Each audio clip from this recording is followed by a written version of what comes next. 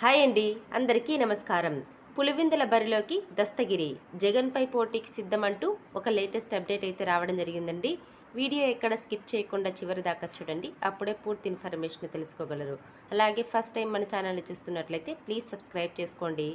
ఏపీలో అసెంబ్లీ ఎన్నికలు దగ్గర పడుతున్న వేళ సీఎం జగన్ సొంత జిల్లా వైఎస్ఆర్లో రాజకీయం వేడెక్కుతుంది. ఓవైపు సీఎం జగన్ మరోసారి పులివెందుల సీటు నుంచి పోటీకి సిద్ధమవుతుండగా, ఆయనపై పోటీకి సోదరి వైఎస్ షర్మిల బరిలోకి దిగొచ్చనే ప్రచారం జరుగుతుంది.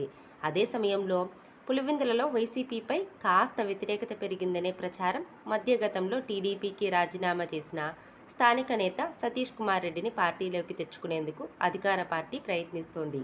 ఈ నేపథ్యంలో వైసీపీకి పులివెందులలో కొంతమేర వ్యతిరేకత పెరగడానికి కారణమైన మాజీ మంత్రి వైఎస్ వివేకానందరెడ్డి హత్య కేసు మరోసారి తెరపైకి వస్తుంది. ఈ కేసులో నిందితులను అరెస్టు చేసిన కేసును ముందుకు తీసుకెళ్లడంలో సీబీఐ విఫలమవుతున్న వేళ ఇందులో అప్రూవర్గా మారిన షేక్ దస్తగిరి వైసీపీపై విమర్శల దాడి పెంచుతున్నాడు. ఈ మధ్య బెయిల్పై జైలు నుంచి బయటికి వచ్చిన దస్తగిరి ఇవాళ నాంపల్లి కోర్టులో హాజరయ్యాడు. ఈ సందర్భంగా కీలక ప్రకటన చేశాడు. వచ్చే ఎన్నికల్లో సీఎం వైఎస్ జగన్పై పులివెందులలో పోటీకి దిగబోతున్నట్లు దస్తగిరి వెల్లడించాడు.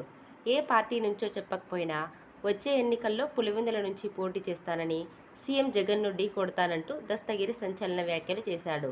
తనను భయభ్రాంతులకు గురి చేయాలని జగన్, అవినాష్, భాస్కర్ రెడ్డి, శివశంకర్ రెడ్డి, మనోహర్ రెడ్డి వంటి వారు కుట్ర పన్నారని దస్తగిరి ఆరోపించాడు. వివేకా కేసులో నిందితులుగా ఉన్న వారిని కాపాడుతూ తనని టార్గెట్ చేసిన సీఎం జగన్పై పోటీ చేయాలని నిర్ణయించుకున్నట్లు దస్తగిరి వెల్లడించారు.